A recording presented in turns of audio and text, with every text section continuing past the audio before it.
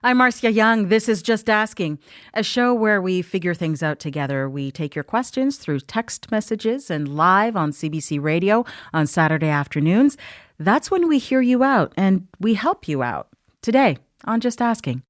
I'm about to sing. Y'all ready? If you're happy and you know it, clap your hands.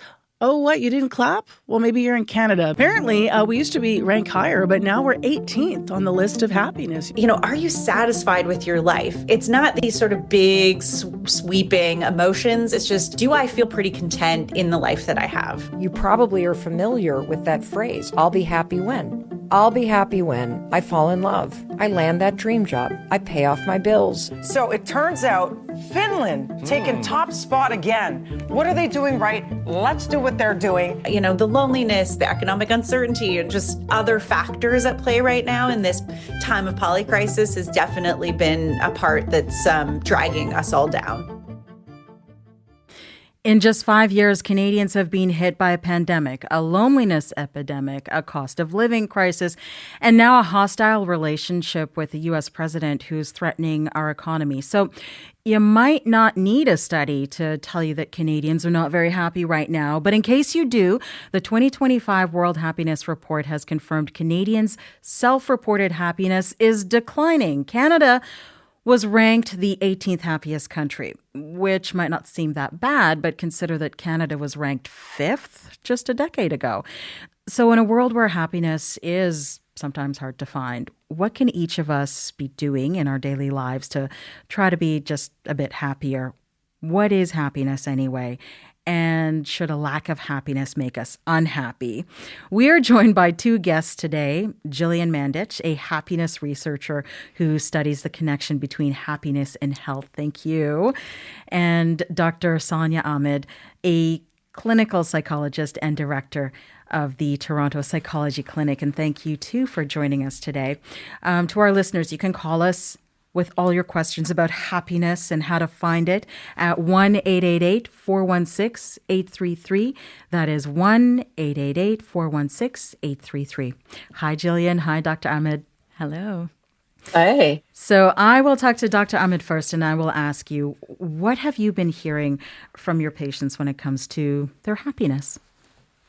I have noticed a noticeable shift in overall well-being. More and more people are reporting heightened sense of stress, anxiety, burnout, a growing sense of meaninglessness. And it's not just an individual issue, as you say, it's driven by a lot of the social, economic, and political changes that we're experiencing right now.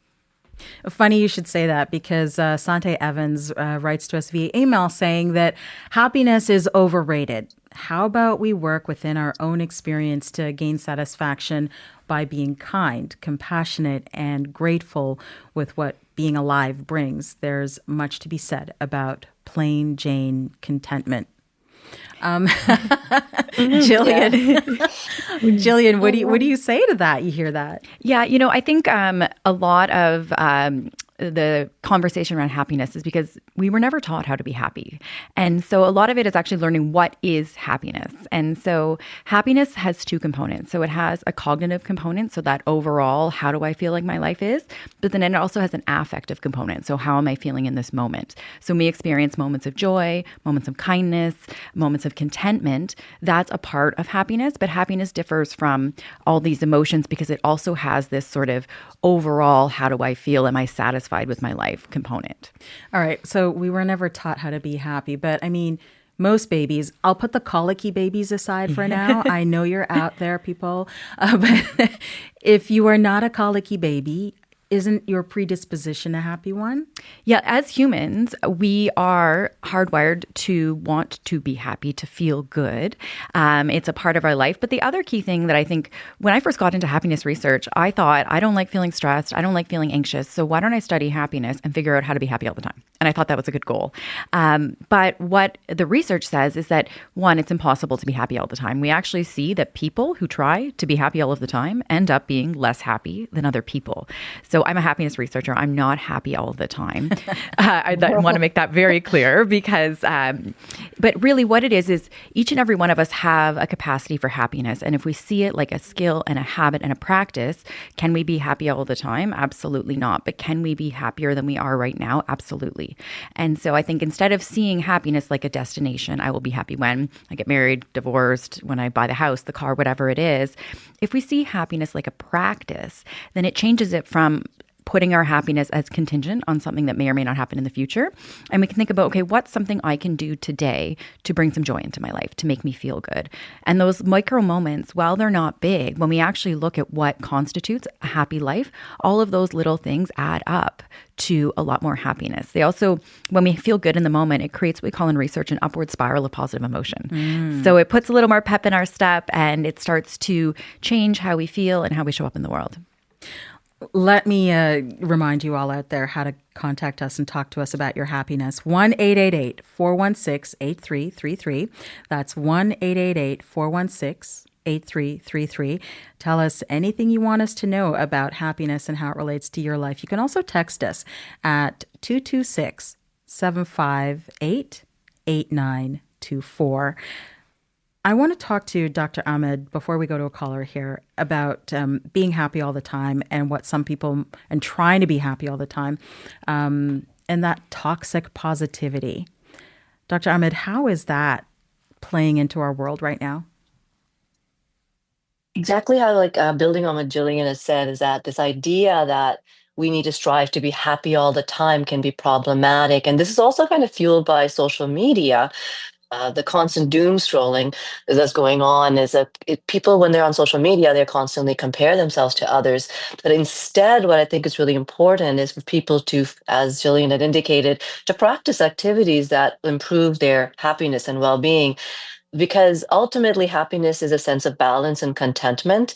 And if people can make sure that they maintain a balanced lifestyle, maintain social connections, and also what's really important is proactive activities where you're giving to others. We find that people feel more safe and secure and trust in the world when they feel they can rely on other people. So building community, building connections is a way to boost happiness. So rather than striving directly to be happy by gaining more items or making more money, it's really important to look at how can you find a sense of balance and contentment through connection and meaningful activities. Well, Kim Allen is on the line from Vancouver, BC, and Kim has a question about our culture and just that thing that you're talking about, Dr. Ahmad. So, Kim, go ahead.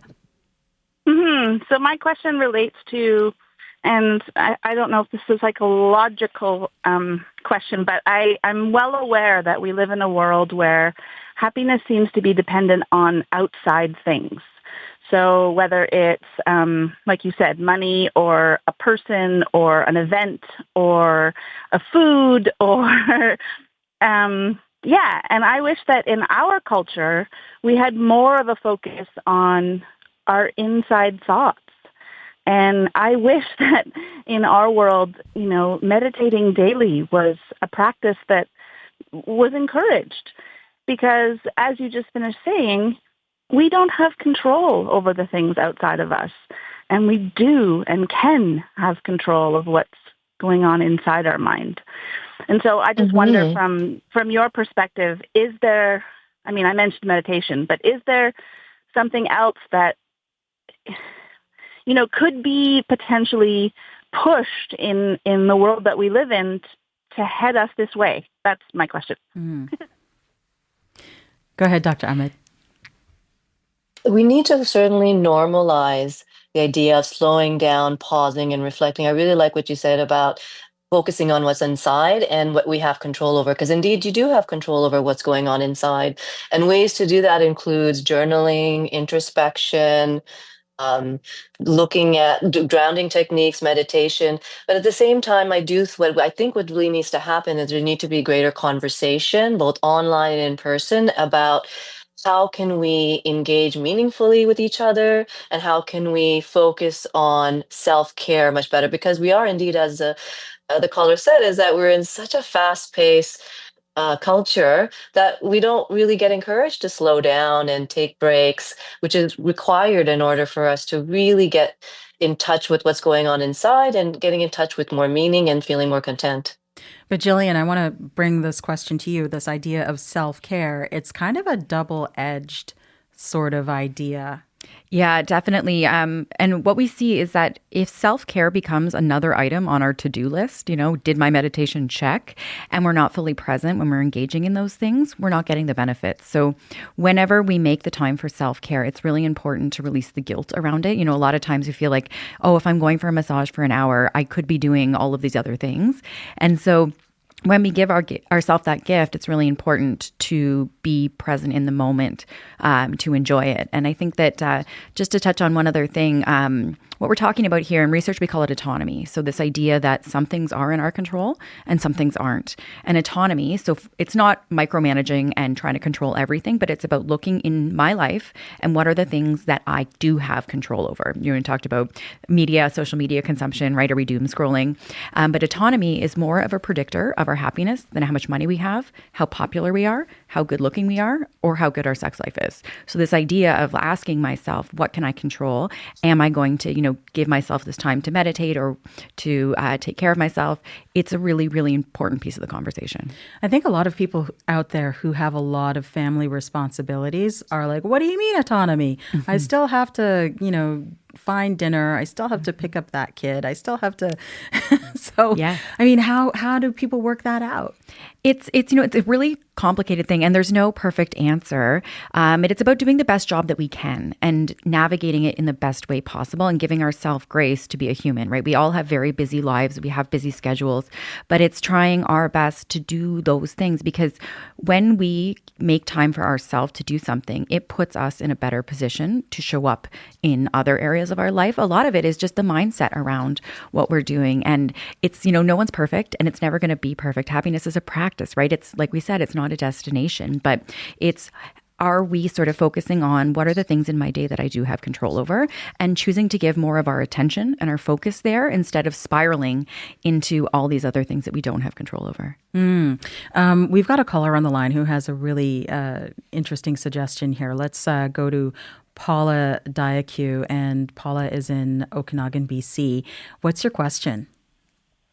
Thanks very much for taking my call. I'm curious to know why it is that people who volunteer and do things for other people are getting happiness from that. I kind of know it to be true. And have you ever studied just asking people who volunteer or do things for others if they are happy? I really like that question. I feel, I'm going to give you a chance to weigh in on that, Jillian and Dr. Ahmad, but maybe there is getting back some autonomy in that, because when you go and volunteer, you have to put your phone away for a certain time and really give your energy and time to the thing that you're doing. And then you get into that spiral and feedback loop. But Jillian, what else you got to say? Yeah, I love this question. And it definitely, we see that people who are more altruistic, people that volunteer, whether it be their time, their money, whatever it is, they see a boost in their happiness because it feels good to do something nice for someone else. Another thing that we know, this is data from the Harvard Study of Adult Development, which is the longest running longitudinal study on happiness in the world. And we know that the number one predictor of both our long-term health and our happiness is social connection. Mm-hmm. And so when we do nice things, we volunteer, we're kind for other people, we're experiencing that connection. And that's such an important element of our happiness. It's just one of those things where, again, it creates that upward spiral. And when you do something nice for someone else, you get that burst, right? You're kind, you're giving of your time or whatever it is. And, I have a French Bulldog, Jocko, and we volunteer every week in pet therapy at CAMH at the Center for Addiction and Mental Health in Toronto. And I see this firsthand where when you give your time and you see how much joy that brings to other people, you experience it. But we also know, this is research out of the UK published in the British Medical Journal, is that our happiness actually spreads 3 degrees from us. So when we do something that feels good and we're with someone else or we're having that connection, it actually goes beyond that. So we think about what are the things, autonomy that I can control. Doing those things can have a really powerful effect on our happiness. Dr. Ahmad, that study, that longest study on human happiness, is really also talking about good relationships. So social connection is also having good relationships. What do you have to say about that aspect of happiness? Happiness certainly is boosted by social connection because we know that people are biologically wired to want to connect. And because of that, when they have greater connections, it leads to changes both cognitively, emotionally, and physically in their body that boost their happiness. And one amazing way to do that is indeed giving back to others. Connecting, because again, it is part of what our ancestors did. They adapted to help each other, because if you help each other, you can survive as a team, as a group. And I am finding, because of COVID and the more remote living situation that we have now, is that more and more people are isolated and they're engaging in less social interactions, and there's been a breakdown in community.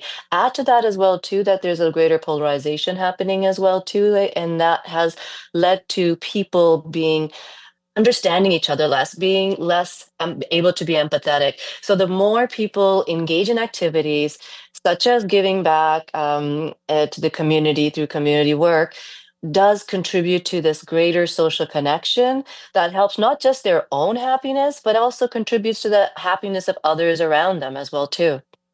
You can give us a call right now at 1-888-416-8333, 1-888-416-8333. Talk to us about happiness and how it relates to you and your world. You can also text us at 226-758-8924 or submit a question online, cbc.ca/myquestion. Peter Pronzos has a question from White Rock, BC. Hey, Peter, what's your question? Well, I just wanted to say first that this last emphasis that you've been talking about in terms of us being social beings and how satisfying it is to help people and to connect is absolutely fundamental, and it's hard to overstress that. My question really comes down to when you're trying to be happy, at the same time you may be helping somebody in your family who's in a desperate situation. You look around the world and in South Sudan or Gaza and so on, you see these horrors going on. And so it's like, how do you balance being involved and not just turning away, and ignoring all the pain in the world, but how do you balance that with maintaining your own equilibrium? I mean, it's like Dr. Gabor Mate had a book, and he talked about the importance of self-care as well as looking after other people. So it's probably fairly complicated. Jillian. You're correct. Hi from BC. It is complicated. And I think you don't want to live in a bubble and not know what's going on in the world, but we also can't let that get to an extreme where that consumes our life as well. So it's really getting into that mindset and that balance and sort of looking at, what can I control? It comes back to that as well. But when we were talking about, volunteering altruism, it's like those small acts that we do, they aren't small. And so when we have, all these hard things in the world, we think, okay, well, what can I do to contribute to do something? That's where we take back our autonomy. But it is a very difficult time. And we sort of touched on this idea of doom scrolling earlier. And I think that that's an important piece of this conversation because it can be very easy to get sucked in. And what we know is that when we start doing that, that has a major detrimental effect on our mental health. And there's actually research from Sean Aker and Michelle Geelan. They found that people that consume a lot of news in the morning that's negative, then it can have a 27% greater likelihood of reporting your day as unhappy 6 to 8 hours later.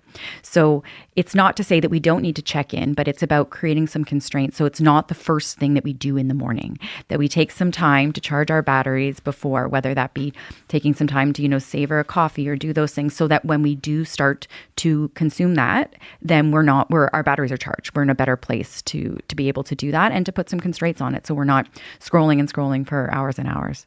I agree with that as a news person, really. Yeah. I have to say, for me, I look at it as it's important for me to witness what has happened in the world. And also that kind of fills me with a bit for gratefulness because I'm like, I am grateful that I am just a witness. But it's also important to be a witness. So that's how I kind of I love that. Yeah. I perceive that. Dr. Ahmed, what do you think about that sort of finding that personal happiness despite what's going on? I mean, it might be on the other side of the world or it might be across the street from you. Well, certainly it is very important to stay connected and stay engaged, but also have certain balance and have some boundaries as well, too, as Jillian was indicating. By doom scrolling, staying connected 24 hours isn't going to change anything. And if anything, it will contribute to feeling more stressed, less happy, more and more depressed. And so, what I often tell people who've been impacted by hearing the news going on is that it's okay to disconnect. It's okay to stay informed. And as you said, to witness what's going on.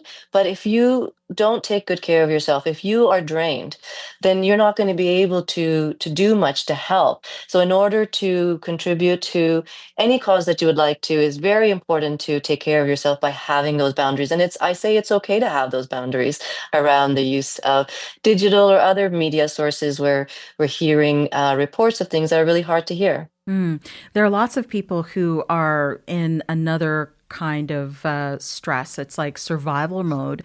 And we're just going to hear from a caller now who's got that question. How do you find your happiness when you're in that mode? So Joan Cole is in Nanaimo, BC. And Joan, go ahead and ask us about survival mode. Yeah, it's because I go through all these self-care and all these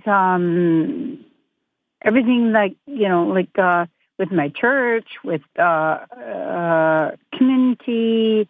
I worked. I'm now I'm just retired, but through the pandemic, I worked through the first.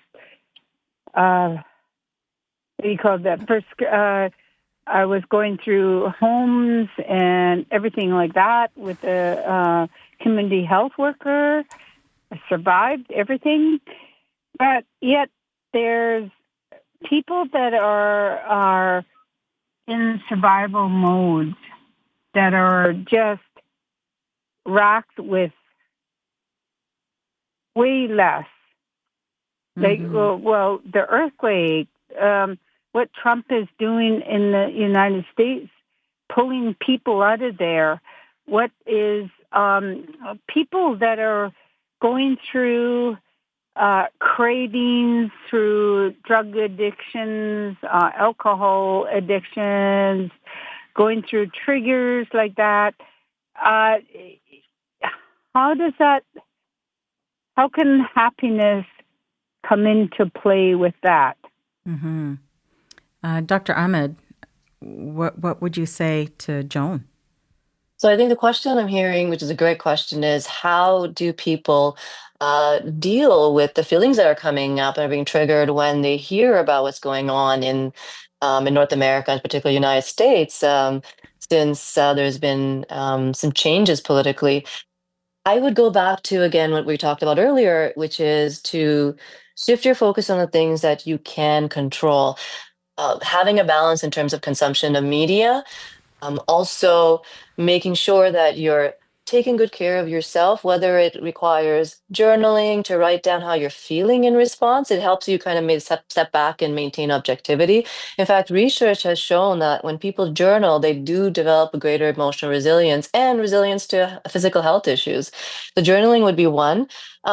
Talking things through with others who share the same feelings can also be very powerful. It's not only helps you, but it helps somebody else to open up a dialogue to talk about what's really hard about what's going on. It helps people feel less alone as well. And in general, also making sure that you are, again, staying connected to meaningful activities. If our minds are constantly consuming and thinking about a lot of the information that's really hard to hear, then it can reduce one's happiness. So connecting and engaging in meaningful activities are all ways in which you can deal. But that doesn't mean that you can't stay a witness and hear and learn what's going on, because it often feels good to understand and be informed as well too.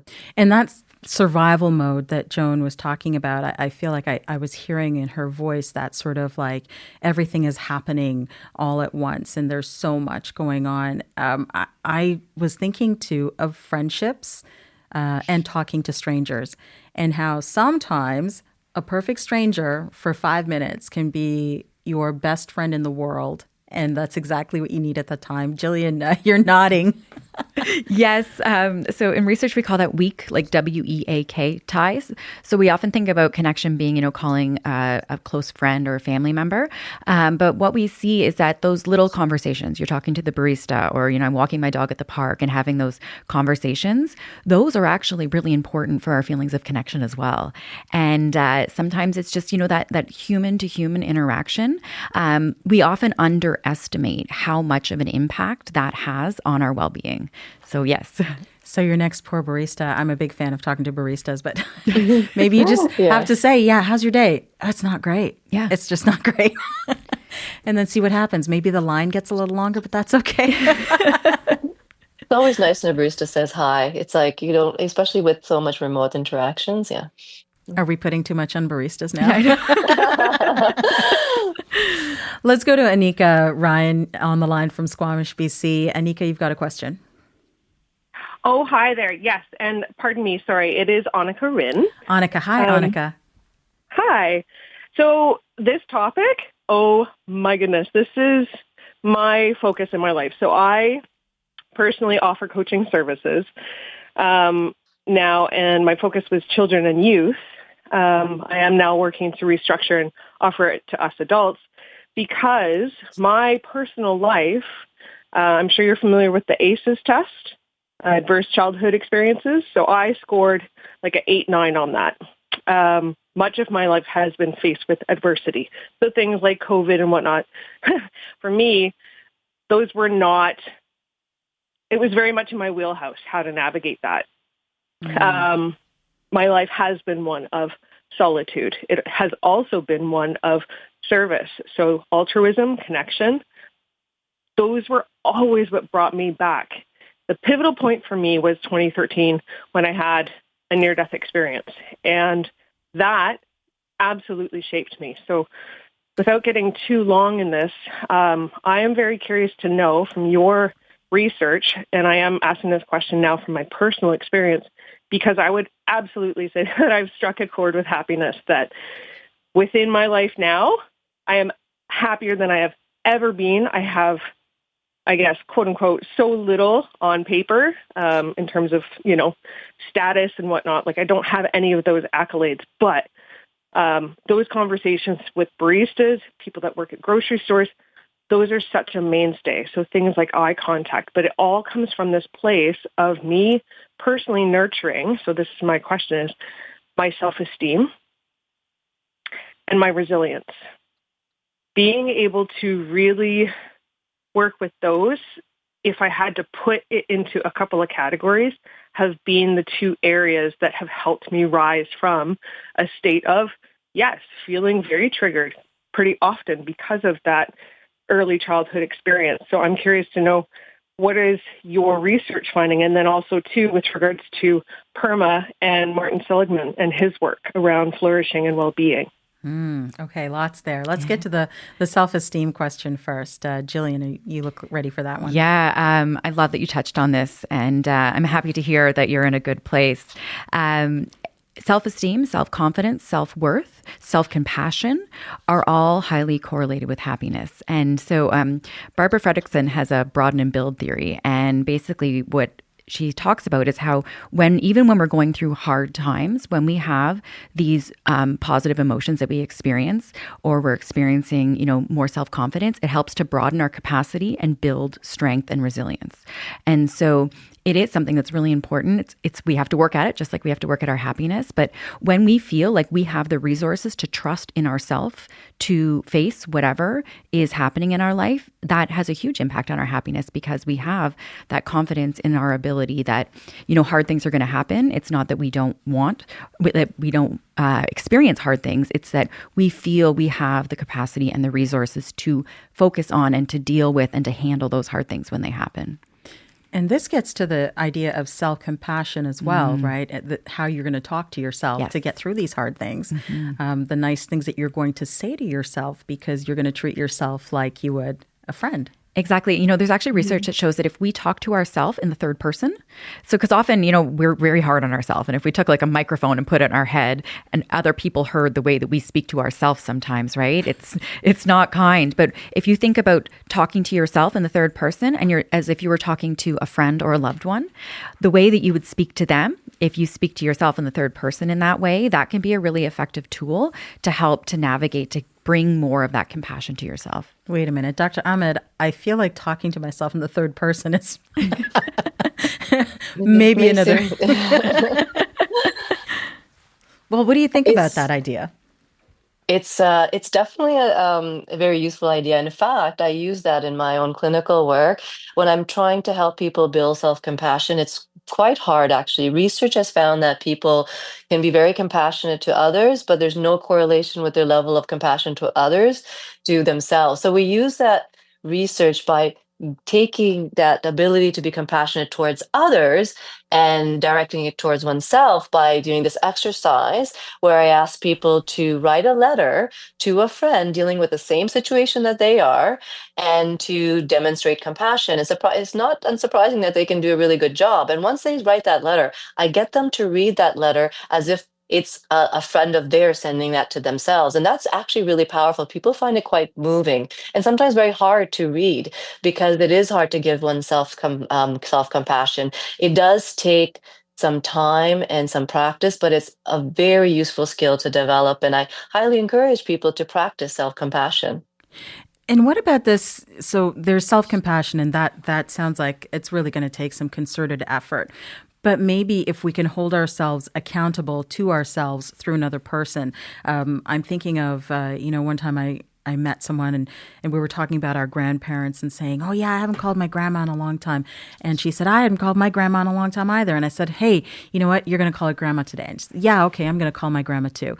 And so we agreed, parted ways. I've never seen her. And I think it was a couple years later, she said, I did call my grandma.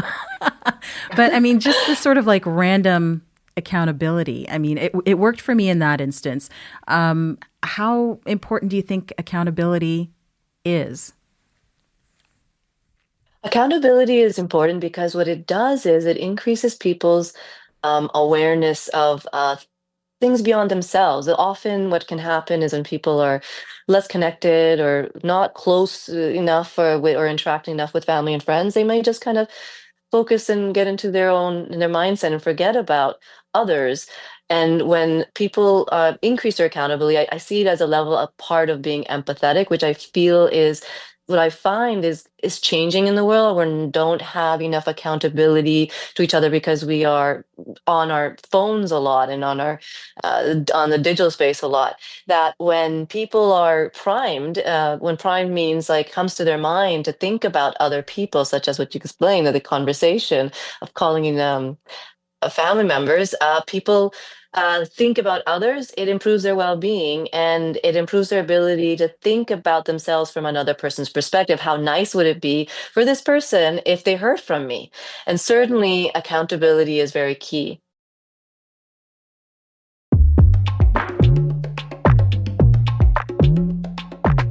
I'm Marcia Young. Just Asking is live across the country on CBC Radio 1 on Saturday afternoons, 4 p.m. Eastern, 1 p.m. Pacific. You can download the CBC News app for free and use the local tab to stream us live. And if you want to call us with your questions during our live show, the number to call is 1-888-416-8333. That's 1-888-416-8333. Find and follow us wherever you get your podcasts.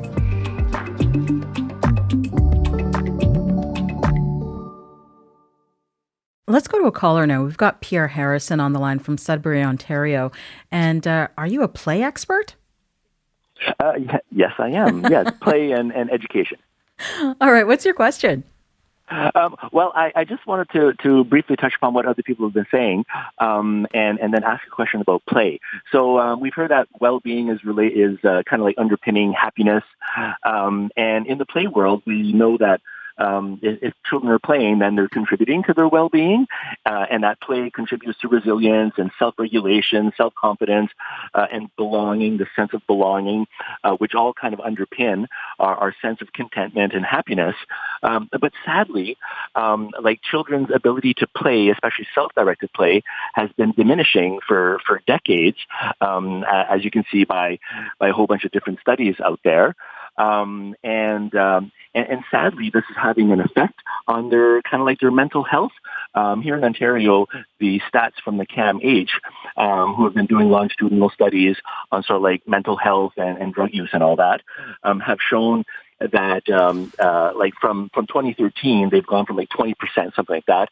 But students from grade 7 to grade 12 are now in their 2023 report experiencing 51% of them are experiencing moderate to severe psychological distress.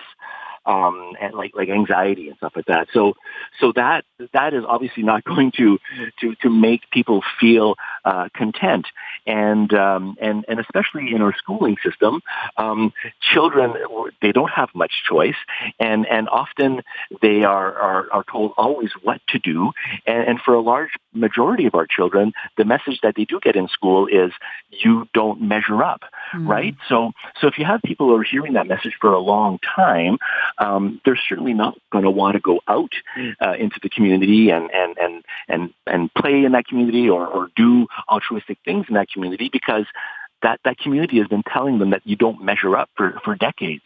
I'm just wondering, our two panelists, have you guys looked at sort of the effects of play or lack of play, and how that ties in to the happiness equation as well? Yeah, that's a great question, because I know as a parent of two kids, play has meant different things at different stages, and it's really hard to sort of maintain kids playing with each other. I mean, as a parent, going to extreme lengths to have team activities and this kind of thing. Jillian, what do you say? I love that we're talking about play, because for children and adults, it's something that's really important for our well-being. I just was remembering, I was doing a focus groups once with children, and we were talking, and one of the children said to me, "I don't like to go play outside because there's no outlets there." Actually, if you look on the side of the building, there's... And it's just one of those things where it's really important for children to have time to explore, to experiment, to learn how to interact with other children. And it is something that we are seeing decreased rates of. And it's no wonder, if we look at part of the reason that we talked about the World Health Organization's report and how Canada has dropped to 15th. A big piece of that is because of youth mental health. And because of that, they're experiencing a lot of loneliness and social isolation. And that is where play is something that could be a remedy to help with that, because it has social connection, it has fun, it has freedom. So it's something that's really important and definitely lacking, and something that we need to really focus on for especially children, but adults too. Adults too, it's true. I mean, I'll tell you how we play in the newsroom. We have a book of poetry, and, with just enough time, sometimes I'm randomly reading poetry, and it seems a little bit incongruous. And that's how you play something that doesn't really belong in that space right now. That could be kind of fun. Dr. Ahmad, what do you think about this idea of play? Play, we know, is very important to a child's social and emotional development. And it is unfortunate and very true to hear that children are more and more online and not engaging in play anymore. I have noticed myself as a child. I remember seeing so many kids outside playing, and I've noticed in recent years that you don't see as many children outside. And what I find too among my clients who are parents are more and more that they find that they can't, they're finding that there's a lot of pressure for the children to stay connected, to compare themselves. It's hard to put limits on social media and the use of digital devices because it's become the norm. In fact, I remember one of my nieces saying, "I'm having a hard time making friends because some of my friends, all my friends use different digital apps." And I just thought, oh my God, that's what's going on right now in the world? So it is very, very concerning. And indeed, as the caller said, play is so important. It contributes to developing and using our imagination to be creative, and also helps us. It actually is a very important part of developing social skills as well too. So certainly, I really encourage people to consider the use of social media and digital devices among children, and try to encourage perhaps activities that they can be interacting more in person with their friends. Well, even the in-person gathering is quite a challenge, especially as you get up to the ages of 12, 13, 14, where it's hard to make them do things. And and get them out. I mean, there are lots of parents now who have kids in that age range who are heading into, the junior years of high school. What do we say about teaching those kids happiness? Because they've come out of the COVID era, and there's a bit of a COVID hangover in so many places in these kids' lives and personalities. What's really important for them in terms of growing happiness, Jillian? Yeah, like we talked about, it's a lot of them we're seeing they don't have the social skills because they were at home during a very pivotal part of development. And so it's really encouraging and creating structures to help them to do that. The thing is, especially with teenagers, right? They don't want to do it. But it's so important for us to find ways, or for parents to find ways to have that interaction, because it is so important for healthy development. Learning those social skills, learning how to have a conversation in person versus via text, right? And learning how to communicate and interact and relate with each other, because especially as we think about them growing up and getting older, when they need to, be independent, it's such a key element of it. And so a lot of times too, parents ask me, how do I help my kids be happy, right? And with a lot of children, they don't listen to what you say, they watch what you do. And so part of it also is modeling that behavior for your children, right? So as parents, were you playing? Are you having social interaction? Are you having sort of play or conversation? And the other thing in that World Health report from the World Health Organization is one of the things that they looked at this year was shared mealtime and having a family meal together. And what we see is, and part of the reason that a lot of the Nordic countries are at the top is because they share most meals together. And we have seen a huge drop in that in North America, in Canada and the US, having that time to have conversation around a meal table together. So you have to put your phones down and turn the TV off? Yes. Okay. All right. No eating in front of the TV. Okay. Who does that anyway? Let's go to Michael Schratter, who is in Vancouver, BC. And Michael, what's your question? Yeah, I'm just wondering how much of this is sort of because we're living in this time of milk and honey, this sort of amazing bourgeois existence. I think back of first of all, I'm not talking about mental illness per se, and I totally agree with our children having way too much screen time.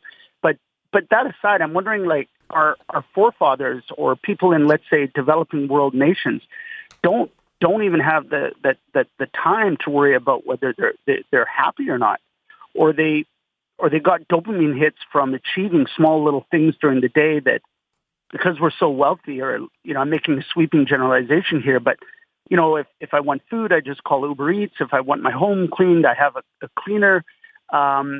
If I don't need to chop firewood to heat my home, I just press a button.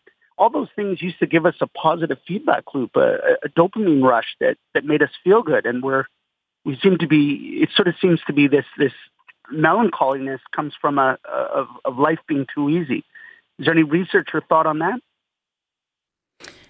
Yeah, that's a really good question. And it's true. We have seen, there's a documentary about blue zones, places in the world where people actually have to do a lot of the things to sustain their daily living. They're happier and they live longer. And it's true. We have a wealth of conveniences here, but we can still find happiness. Dr. Ahmad, what do you say? Well, happiness, as was talked about earlier, is a skill, it's a practice, and paying attention to how we're living our daily life is really important. I think that for people who, as the caller described, have it pretty easy, they feel comfortable, they got like Uber Eats on the tip of their finger, they've got everything really easy. Sometimes if things are easy and then mundane, then they become less of a dopamine boost. So it's important to continue to find ways to challenge yourself, to grow, whether it be activities that you've been wanting to engage in to improve your well-being, that's just reading, creative pursuits, these kinds of things. Anything that's kind of new and novel can really help boost your happiness. It certainly may feel like, now this is another thing, is that sometimes people feel a little worse when they compare their life to people in other parts of the world that don't have some of these privileges. I say that there can be a little bit of a privilege guilt as well too, that's at play, that, hey, I've got so much going on and yet I'm not happy. Say if someone's not feeling happy, it's really important to introspect and look at what is that about. There could be many different reasons, and it could be something that you need to change in your life on a daily basis in terms of your physical activity. It could be something you may need to change when it comes to how you challenge yourself to grow as well too. But certainly a very good question. I find that, things, life is easy as for some people in some parts of the world, but it certainly doesn't mean that happiness will just come automatically. It does require a mindset, a skill set shift as well too. Jillian, I'll give you the last word. Yeah. When we look at the country rankings too, we see that Canada's 15th and Costa Rica and Mexico are in the top 10. So we're seeing that, culturally, they don't have the same access that we do, but they're actually happier. The one thing I want to say about Uber Eats and all of these things, a lot of times people ask me, like, can money buy happiness? And it can't, but there's a term we use in research called time affluence. And so we use money to buy back time. So instead of having to go grocery shopping, you can have your groceries delivered. And when you take that time that you've saved, if you can intentionally use that time to engage in meaningful activities or things that bring you joy, you can actually get more happiness from having those conveniences. Mm-hmm, mm-hmm. I like that. Time affluence. Yeah. Well, thank you so much. Jillian Mandich is a happiness researcher who studies the connection between happiness and health. And Dr. Saunia Ahmad is a clinical psychologist and director of the Toronto Psychology Clinic.